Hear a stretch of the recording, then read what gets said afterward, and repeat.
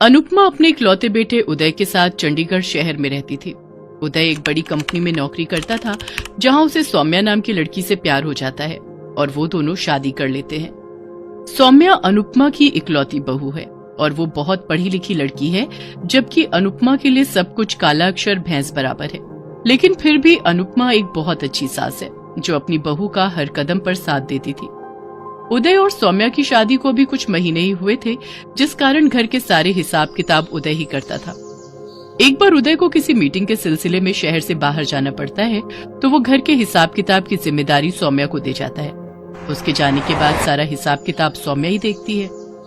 शादी के 3 महीने बीत जाने के बाद भी सौम्या को इस बात की भनक तक नहीं थी कि उसकी सास अनुपमा को जरा भी पढ़ना लिखना नहीं आता है, और न ही कभी उदय ने सौम्या से इस बारे में जिक्र छेड़ा।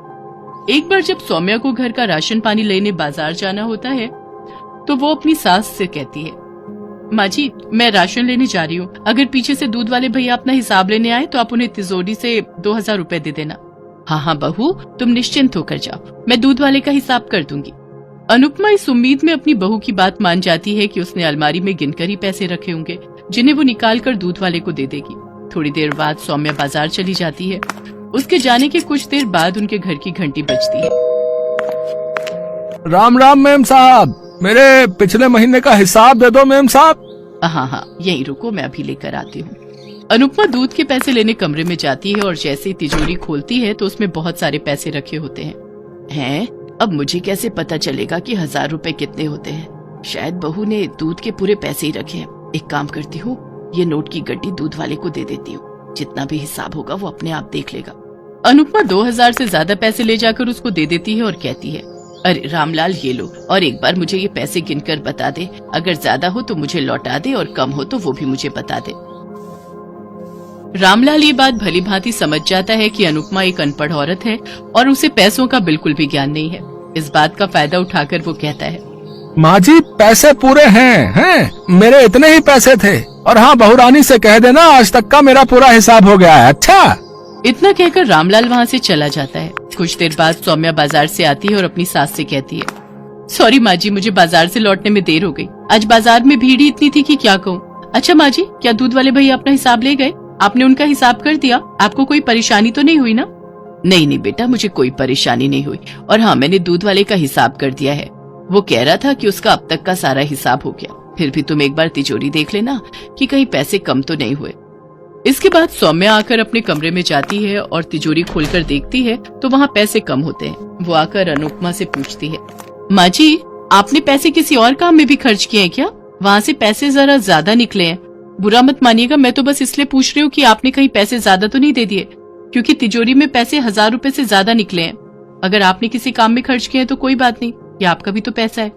सौम्या की बात सुनकर अनुपमा सोचती है, हे राम, कहीं मैंने दूध वाले को पैसे ज्यादा तो नहीं दे दिए। फिर वो घबराते हुए अपनी बहू सौम्या से कहती है, सच कहूँ बहू, तो मुझे पैसे गिनने नहीं आते और ना ही मैं पढ़ी लिखी हूँ। मेरे लिए तो सब कुछ काला अक्षर भैंस बराबर है। मुझे लगा कि तुमने दूध के पैसे गिनकर रखे होंगे, सो मैंने उठाकर उसको दे दिए। लेकिन मुझे क्या पता था कि वो रामलाल मुझसे ही दगा कर जाएगा। मैंने तो उस पर कितना भरोसा किया था। पता नहीं आज मुझे अनपढ़ के कारण तुम्हारा कितना नुकसान हो गया होगा। माँ जी, आप क्यों परेशान हो रही हैं? पैसे दूध वाले को ही ज्यादा गए ना, कोई बात नहीं, अगले महीने के हिसाब में लगा दूंगी। लेकिन माँ जी, एक बात बताइए, अगर आपको पढ़ना नहीं आता तो आप ये बात मुझसे कह देती। आप जानती हो, जब उदय ने मुझे ये हिसाब किताब दिया तो मैं बिल्कुल नहीं चाहती थी कि हिसाब किताब मुझे मिले। मैंने जब उदय से कहा तो उन्होंने कहा कि हिसाब किताब तुम संभालना। फिर मैं मना नहीं कर पाई, और न ही मुझे ये पता था कि आपको पढ़ना नहीं आता। अब सौम्या के मन में ये इच्छा जाग जाती है कि वो अपनी सास को पढ़ना लिखना सिखाएगी। इसलिए वो ऑनलाइन ऐसे स्कूलों को ढूंढने में लग जाती है जहाँ उनकी उम्र की महिलाओं को पढ़ाया जाता है। कुछ दिनों तक तलाश करने के बाद सौम्या को ऐसा एक स्कूल मिल भी जाता है। उदय, मैंने ऑनलाइन एक ऐसा स्कूल ढूंढा है जहाँ माँ जी की उम्र की औरतों को पढ़ाया लिखाया जाता है। मैं चाहती हूँ कि माँ जी भी स्कूल में जाएं और पढ़ना सीखें। तुम्हारा विचार तो बहुत अच्छा है सौम्या, लेकिन क्या माँ इसके लिए तैयार होगी? मैं कुछ नहीं जानती उदय, आप किसी भी तरह माँ जी को मना लो। उदय अपनी माँ से बात करके उन्हें स्कूल जाने के लिए मना लेता है। फिर वो दोनों जाकर अनुपमा का एडमिशन करवा देते हैं। अगले दिन उदय अनुपमा को स्कूल छोड़ आता है। कुछ दिन स्कूल में पढ़ने लिखने के बाद अब अनुपमा को पढ़ना लिखना आ जाता है। फिर एक दिन दूध वाला अपना हिसाब लेने आता है तो सौम्या अपनी सास को आवाज लगाकर कहती है, माँ जी, जरा एक बार दूध वाले का हिसाब कर देना, मैं रसोई में कुछ काम कर रही हूँ। ठीक है बहू, तुम अपना काम निपटा लो, तब तक मैं इस दूध वाले को निपटा कर आती हूँ। फिर अनुपमा पैसे लेकर जाती है और दूध वाले से कहती है, रामलाल, तुमने मुझसे अनपढ़ समझकर पैसे ठगे थे। तुमने ये मेरे साथ अच्छा नहीं किया। तुम्हारी ईमानदारी पर मैंने कभी शक नहीं किया। वो तो भला हो मेरी बहू का जिसने मुझे सच सच बता दिया। मैं तो खामखा तुम्हें ईमानदार समझ रही थी। आज के बाद अगर कभी किसी हिसाब में गड़बड़ हुई तो मुझसे बुरा कोई नहीं होगा। रामलाल को अपनी गलती का एहसास हो जाता है और वो अनुपमा से हाथ जोड़कर माफी मांगते हुए कहता है, मुझे माफ कर दीजिए मैम साहब, इतने नोट देखकर मैं लालच में आ गया था, इसलिए झूठ बोल दिया। आगे से ऐसी गलती नहीं होगी।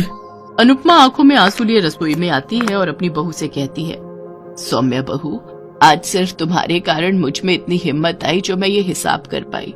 आज मुझे पढ़ाई की अहमियत समझ आ गई बहू। पढ़ाई करके जो आत्मविश्वास और समाज में इज्जत मिलती है उसका भी अपना ही मजा है। तू मेरी बहू नहीं बेटी है बेटी। भगवान तुझ जैसी बहू हर किसी को दे। माँ जी, ये सब आपकी मेहनत का ही नतीजा है जो आपने समाज की परवाह किए बिना अपनी पढ़ाई जारी रखी। मुझे गर्व है कि आप मेरी सास हैं। दोनों सास बहू आंखों में खुशी के आंसू लिए एक दूसरे को गले लगा लेती हैं।